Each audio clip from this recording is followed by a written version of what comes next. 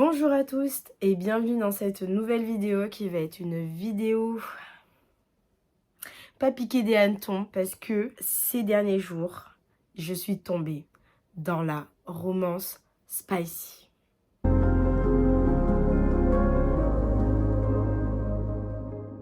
Bien sûr, je n'ai pas acheté tant que ça en physique. En vrai, je n'ai rien acheté en physique. J'ai tout mis sur ma liseuse. Ma liseuse, pour ceux qui ne savent pas, est une Vivlio HD Light Plus. Je crois, oui, c'est une Vivlio HD Light Plus. Ce n'est pas la couleur parce qu'ils viennent de sortir la couleur. Et je travaille d'arrache-pied pour les saouler pour qu'ils puissent faire une coque transparente parce que ça suffit les coques à papa là, c'est chiant. En plus, je peux pas mettre de pop socket et tout alors que j'en avais acheté et tout à la Japan Expo. On peut pas faire nos petits trucs jolis. Et puis si j'achète un petit arbre là, enfin vous savez les bras pour pouvoir mettre ma liseuse et truc, franchement avec ça là, c'est pas ouf. Genre avec cette coque là, c'est pas ouf. Alors qu'une coque transparente, voilà. Enfin bon, ça c'était encore mon petit point. J'espère qu'ils vont voir cette vidéo, comme ça ils vont se dire, peut-être. Surtout qu'en plus, toutes les influences, je me suis frappée avec déjà, c'est dangereux. Et en plus, toutes les influenceuses livres, littéraires et tout, que ce soit américaines ou françaises ou même des espagnols et tout, avec leur Kindle. Moi, je voulais pas acheter Amazon parce que je voulais acheter un produit français, parce que Vivio, c'est français. Et Kobo, la Fnac ce n'est plus vraiment la France, donc voilà. Et elles sont beaucoup plus chères. Et vraiment, les Vivio, en vrai, elles sont très bien.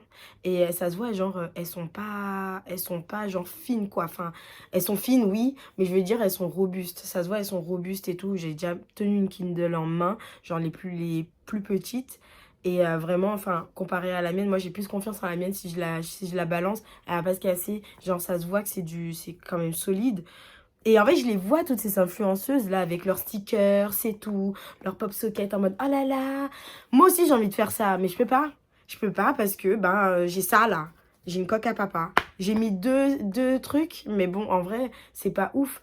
Moi, j'aimerais bien mettre ma pop socket et tout parce que même en la tenant, ce sera beaucoup plus.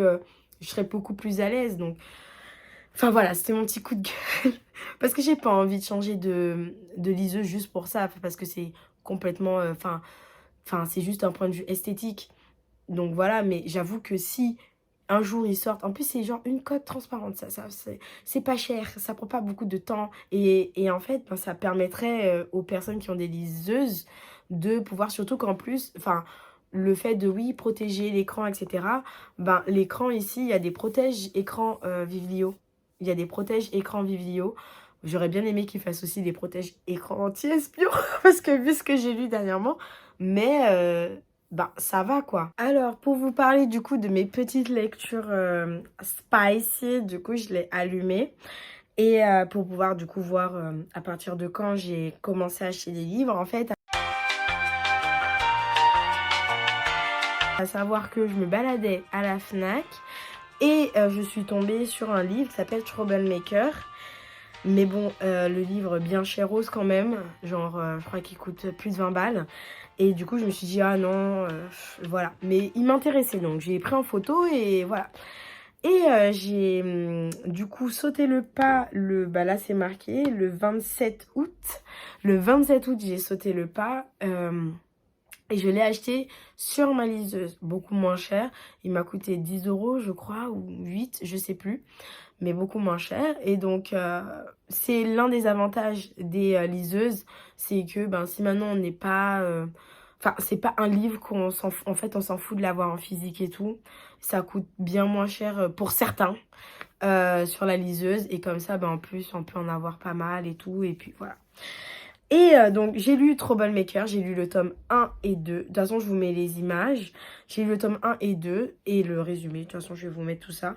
Et en fait, c'est une romance spicy, mais une dark romance parce que ça aborde quand même des thématiques assez trash, comme le V-word, comme des thématiques assez trash comme le V-word, les agressions envers les enfants, etc., etc. C'est quand même assez dark, mais ce n'est pas non plus en mode soumission totale comme comme par exemple... je sais plus là le truc avec la cage dorée là où genre elle se fait lobotomiser le cerveau, enfin de ce que j'ai vu, ou alors genre des bails de captive. Voilà, c'est pas vraiment comme ça, genre la meuf elle a quand même c'est elle a sa tête en fait, elle a sa tête et tout, et puis voilà. Et vraiment c'était sympa, c'était pas ouf mais c'était sympa. Donc j'ai bien apprécié ma lecture et tout.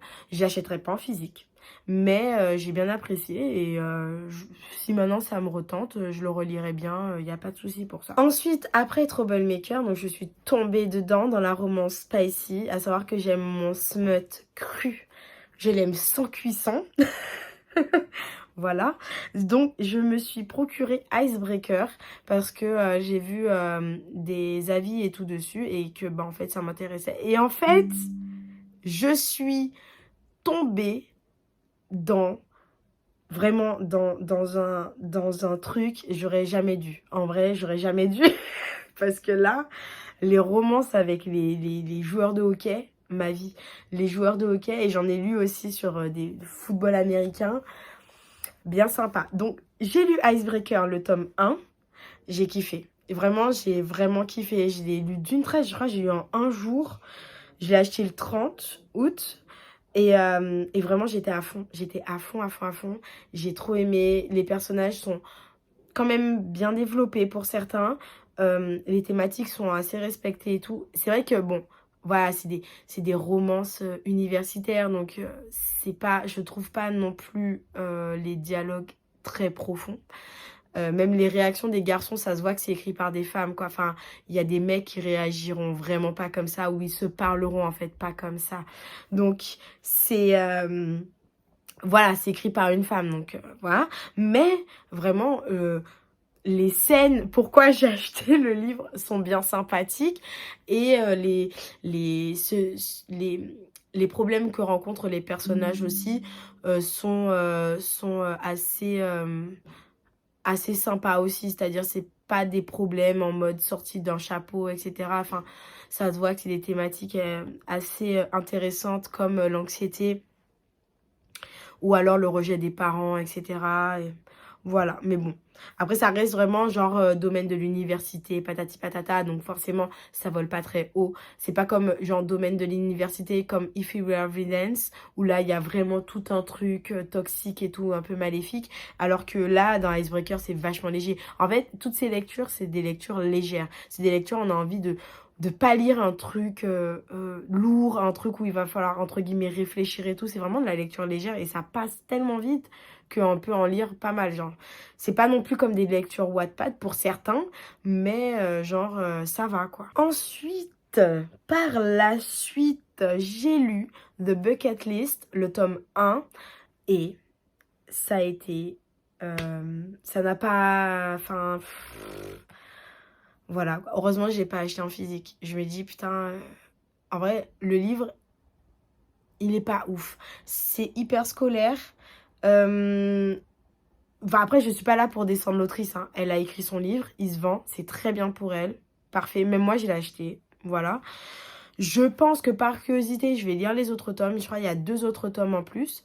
Mais il y a des failles dans la, comment dire, au niveau du temps. C'est-à-dire que il y a au moins genre 50 pages où ils sont dans un bar et tout. Genre, il y a des trucs qui se passent, mais en fait, les dialogues sont vides. Euh, voilà, et puis la fille se laisse tenter tellement facilement. Du coup, c'est tellement cousu de fil rouge. Et en fait, si vous voulez, enfin... Je l'ai lu, mais je l'ai lu d'une telle rapidité. En fait, c'est comme quand on mange un McDo qu'on a faim après. Ben, c'est la même chose.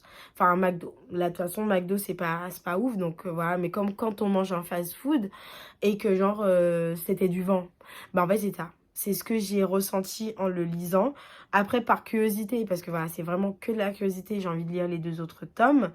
Mais franchement, The Bucket List, c'était pas la meilleure lecture pour moi. Vraiment, genre, c'était pas ouf, c'était vide. Et puis même les dialogues entre eux, leurs relations, le fait que, ouais, ils aient tous des PTSD et tout, machin. Genre, c'était... Bah bon, après, je verrai bien par la suite, parce que là, c'est vraiment que le tome 1, donc je ferai un gros jugement quand j'aurai lu les deux autres, si je les lis. Mais voilà, comme j'ai dit, voilà, c'est de la littérature rapide. Et ça, c'était rapide. Il y en a qui ont aimé, il y en a qui n'ont pas aimé. Moi, je suis kiff-kiff. C'est-à-dire qu'il y a des trucs que j'ai pas mal apprécié quand même, mais il y a des trucs et tout que j'ai pas du tout kiffé. Et effectivement, en fait, il y a il y a pas mal de points négatifs en comparaison avec les points positifs. Et c'est pour ça que je dis que ben, il ne vaut pas du tout son prix, quoi. Après, c'est moi, hein, c'est mon avis, et mon avis ne regarde que moi. Voilà. J'ai lu le tome 2 de Icebreaker, là. J'ai lu Wild Wife. Wild Wife, du coup, qui est sur... parce que Icebreaker, c'est sur Nate et Anastasia ou Anasta. Enfin, voilà. Et le tome 2, c'est sur... Je sais même plus comment il s'appelle. Voilà, moi, la mémoire des prénoms. C'est sur son pote et du coup une autre meuf. Et voilà, bon, bah, c'est un peu le même la même trame, quoi. Enfin, c'est pas vraiment le premier tome, c'est un enemies to lover, c'est encore un enemies mais que du côté de la meuf. Mais genre là, c'est vraiment deux personnes en fait qui se rencontrent à une soirée. Il se passe ce qui doit se passer, sauf que la meuf, elle a de l'anxiété, genre en mode, enfin, elle a le syndrome du rejet, etc. Et le gars, bah, il est hyper timide, il sait pas trop comment se comporter avec les meufs. Et en fait, il y a eu un gros quiproquo. Et en fait, ces deux personnages vont se retrouver dans un camp pour les enfants, là, les camps de vacances, mais en tant que... comment on appelle ça? En tant que, enfin, vous voyez là, les adultes là qui s'occupent des enfants. Ça, le mot va sûrement me revenir après, mais ce sera sûrement trop tard, comme d'habitude. Et on va voir qu'au début, voilà, ils savent pas trop comment se comporter. Et par la suite, il va se passer ce qui va se passer, matati patata, etc. C'est très romancé, hein, c'est très romancé. C'est vraiment des trucs qui, si ça se passe dans la vraie vie, c'est une personne sur 100 millions, quoi. Enfin, ça peut pas... Enfin, voilà, quoi, genre... Et puis si ça se passe, c'est que c'est très bien, c'est beau, voilà, c'est le vrai amour, hein, voilà. Mais voilà, c'est très romancé, les scènes de smut, c'est quand même assez slow burn. Je trouvais que celui-ci était plus slow burn que le tome 1. Et après, à voir pour le tome 3, parce qu'il y a le tome 3 qui est déjà sorti aux États-Unis, mais il n'est pas encore sorti en France. Donc, à voir ce que ça va donner. Et, euh, et voilà. Mais j'ai pas mal aimé ce tome 2.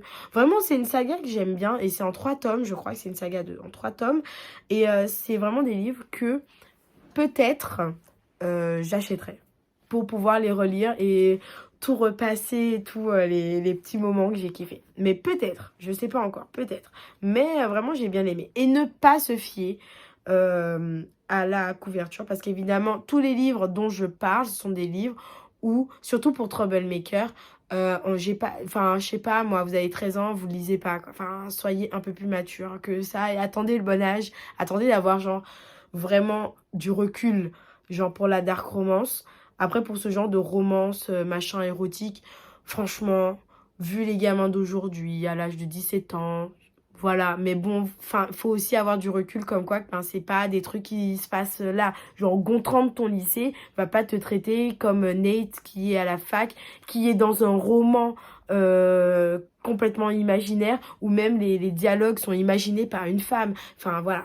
Genre, il faut vraiment se mettre ça dans la tête, hein. Ça, c'est pas la réalité. Ça peut pas être vrai. C'est pas réel. Un homme ne fonctionne pas parfois comme ça, hein. Genre, n'est pas en mode, oh là là, à se donner des conseils comme des meufs se donneraient des conseils. Genre, ça peut arriver. Je dis pas que ça peut pas arriver, mais en tout cas, j'ai jamais vu. J'aimerais bien voir. J'aimerais bien voir, ouais. Par la suite, j'ai lu Say You Swear. Et j'ai enchaîné direct avec Campus Secret. Comment vous dire? Alors, Campus Secret et Say You Swear,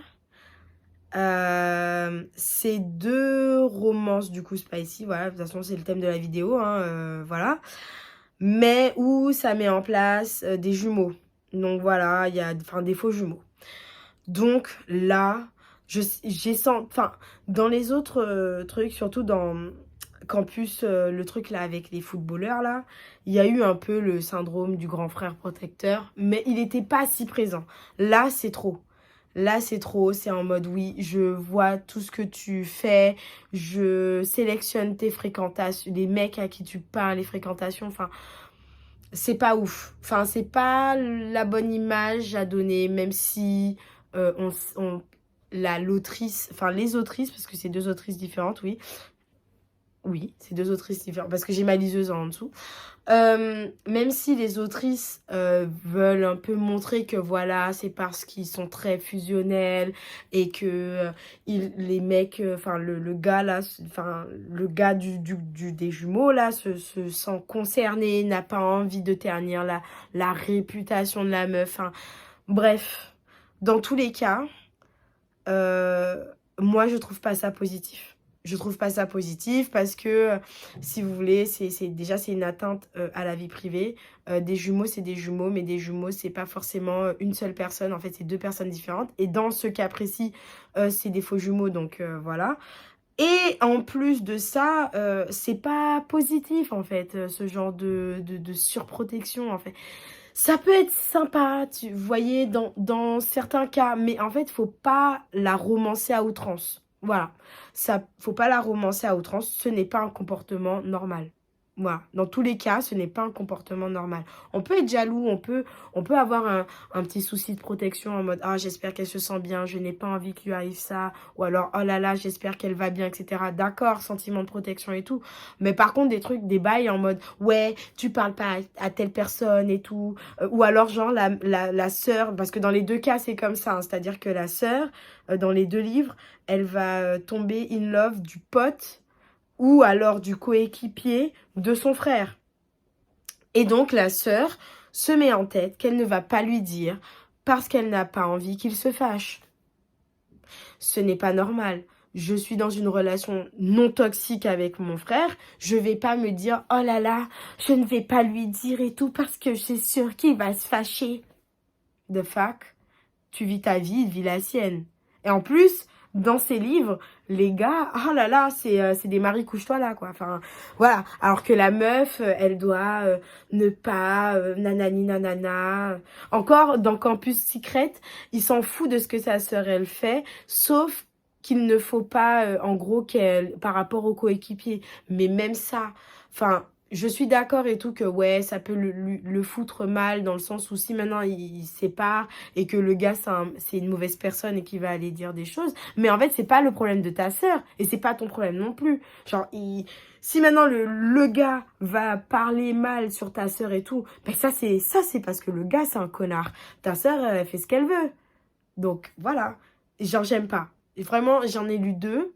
J'avoue que pour Campus Secret, bon peut-être que, mais c'est You Swear, j'avoue. Je me suis dit, putain, j'ai claqué ma thune pour ça. Encore l'autre truc où j'ai dit c'était une déception. Je me suis pas fait cette réflexion. Pour Say You Swear, j'avoue, je me suis fait grave cette réflexion. En plus, à un moment, il y a un cliffhanger, mais sorti de nulle part. Tout ça pour genre, tu sais, faire durer le roman. Après, je pense que ce sont des romances Amazon et comme elles sont payées à la page, donc voilà, mais il y a d'autres façons de faire, quoi. Mais bon, voilà, de toute façon, je vous ai mis les deux livres. C'est à peu près similaire, hein, les deux livres sont à peu près similaires. C'est vraiment à peu près la même chose. Sauf que dans un, c'est le meilleur ami du mec. Et dans un autre, c'est... bah, en soi, c'est aussi son meilleur ami. Non, dans un autre, c'est pas son meilleur ami, c'est son capitaine. Mais, genre, il y a son meilleur ami. C'est comme une espèce de troupe au début. Mais, enfin, bref. C'est, voilà. Genre, c'est You Swear, vraiment, j'étais en mode... Elle nous a peint Nathan, je crois qu'il s'appelle Nathan, qui est, sur le papier, homme idéal et tout, pour que la meuf... Enfin, spoil, pour que la meuf perde la mémoire et genre aille avec l'autre gars qui est un connard. Genre, j'étais en mode, the fuck? J'ai failli abandonner, mais après, je me suis dit, non, quand même, elle sait ce qu'elle fait, elle va les faire finir ensemble et c'est ce qui s'est passé. Mais quand même, genre, tu fais pas un cliffhanger comme ça, enfin, c'est chiant. Enfin bon, bref. Bref. Et donc là, on arrive à la partie finale, le chef-d'œuvre du chef-d'œuvre, à savoir que Récemment, un influenceur littéraire que je suis et dont je suis abonnée. Non, je suis pas abonnée parce que en fait le truc Patreon que je voulais, ben en fait il y en avait plus. Et du coup j'ai pas refait. Mais je suis sur son Discord depuis longtemps. C'est Cornelius qui a refait son Discord et du coup qui est bien mieux. Je trouve que c'est tellement mieux fait. Et en fait il y a des salons. Et, et donc, il y a un salon où, en fait, on doit choisir une maison. C'est comme le choix pot. On doit choisir une maison. Et dans cette maison, bah, tu restes dans cette maison, quoi. Tu peux pas changer. Et bah, du coup, quand j'ai regardé le choix des maisons, j'ai vu marquer Smut. J'ai fait, quoi? Smut? À savoir que j'étais déjà dans ma frénésie, parce que c'est récemment, hein. Et donc, j'ai choisi ce salon. Et donc, parce que c'est toute une... c'est tout un truc. C'est un effet boule de neige, on va dire. Donc, dans ce salon, je me suis présentée, tout ça. On est là en mode, oui, chichichi, on aime le smut, on aime le smut. Elles m'ont fait découvrir des trucs. Je lis Savage Land en ce moment. Et en fait, je ne lis pas. Je le mange. À savoir qu'il y a 900 pages sur la liseuse. Les 900 pages, c'est si je ne travaillais pas, parce que je travaille. Donc, malheureusement, de 8h30 quand j'arrive au taf jusqu'à ce que je sorte du taf à 16h15, je peux pas lire en soi parce que je bosse. Mais quand je rentre, je le mange. Si je ne bossais pas, ce sont des livres que j'aurais bouffés en un jour. Ils sont incroyables. Certes, il y a des petites erreurs, il y a des petits trucs et tout. Mais c'est incroyable. Genre, l'autrice, vraiment incroyable. Et quand je vous dis que les autrices Amazon, là, qu'elles sont payées à la page et tout, elle fait des trucs. Mais le truc, c'est que cette romance, déjà, c'est de la dark romance et c'est de la romantaisie. Parce que ça se passe... Enfin, de la romantaisie. Oui, quand même. Parce que ça se passe dans un monde dystopique. C'est fait par une Américaine, donc et ça se passe en Hongrie, enfin dans les pays de l'Est. Donc, mais en soi, c'est bien fait dans le sens où le lore est bien présenté. Le lore est bien présenté. Les personnages sont bien faits. Bon, en ce moment, la meuf m'agace, mais bon, ça, voilà. Et à savoir que cette autrice, elle a mis dans sa petite phrase pour le premier tome, elle a mis à Jason Momoa, si je ne peux pas t'avoir dans la vraie vie, je t'aurai dans mes livres. Et là, j'ai fait, allez! Et effectivement, genre, le personnage masculin, là, Warwick, ils ont tous des prénoms chelous. Eh bien, ce personnage ne fait que grogner. Tout le temps, il grogne. Grrr, grrr. Tout le temps, il grogne. Enfin, bon, bref. Dans tous les cas, je bouffe cette saga comme si j'étais assoiffée de ça, comme si genre j'avais faim de ça, c'est horrible. Mais je les remercie beaucoup de m'avoir fait découvrir Savage Land et j'espère en lire davantage des trucs comme ça. Mais vraiment au niveau politique, au niveau du lore, au niveau même de la romance, c'est très bien. C'est très slow burn au début, mais la surprise est de taille. La surprise après, elle est de taille. Et attention, hein, comme je le redis, c'est de la dark romance. Donc, on n'est pas là avec des papillons et tout ça. Hein, genre, c'est cru. C'est sans cuisson, comme j'aime. Depuis donc ma frénésie de la romance spicy, j'en ai lu. Alors, on va voir ça ensemble. Donc, 3, 4, 5, 6, 7, 8, 9, 10. J'en ai lu 10. J'en ai lu 10 et à savoir que là je finis le tome 3 de Savage Lands qui est Deadlands si je me trompe pas et donc le dernier tome qui est Badlands. J'ai hâte. Et il y a encore 2 tomes qui ne sont pas encore sortis en France. Donc voilà. Donc en attendant ces 2 tomes, je verrai ce que je lirai entre temps. Vraiment, merci. Merci à ma liseuse. Merci vraiment à mon copain de me l'avoir offerte. Merci à tous ces livres d'être là, sauf certains parce que vraiment, bof. Mais je les ai bouffés comme si je n'avais pas d'âme, quoi. Genre vraiment, je suis tombée dedans et il fallait qu'un peu parce qu'au final, je me retenais pas mal parce que j'avais beaucoup d'a priori sur la dark romance, sur la romance et tout, spicy et tout. Mais ces a priori sont partis parce que en fait, j'aime bien. J'aime beaucoup même. Et j'aime encore plus quand il y a vraiment un truc derrière, quand il y a une histoire derrière et tout. Donc je suis trop contente. Et de toute façon, je vais vous faire un petit classement. Un petit classement des romances que j'ai le plus aimé pour l'instant. Et celles que j'ai dépréciées le plus. De toutes les manières, je pense que ça s'est vu, ça s'est entendu, celles que j'ai dépréciées le plus. Là, les trucs avec les jumeaux. No way, that's not for me. Mais sinon, voilà, Savage, vraiment pépite, belle découverte. Belle découverte. Je suis bien contente. J'ai hâte de finir là, Dead Dance, dès que je finis là de toute façon. Aujourd'hui, je le finis. Aujourd'hui, je le finis. Je commence Badlands, soit dans la soirée, soit demain. Eh bien, merci d'avoir regardé cette vidéo. Merci d'être resté jusqu'au bout pour ces romans spicy. N'hésitez pas à liker, à commenter et à partager cette vidéo. Ça me fait grandement plaisir de vous lire en commentaire. Vraiment, c'est super sympa. J'espère sortir d'autres vidéos. De toutes les manières, il y a le haul de septembre qui a ici et il y a pas mal de choses intéressantes, des choses que j'ai lues, des choses que je n'ai pas encore lues, des choses que je suis en train de lire. Donc voilà. Merci à tous. Ciao.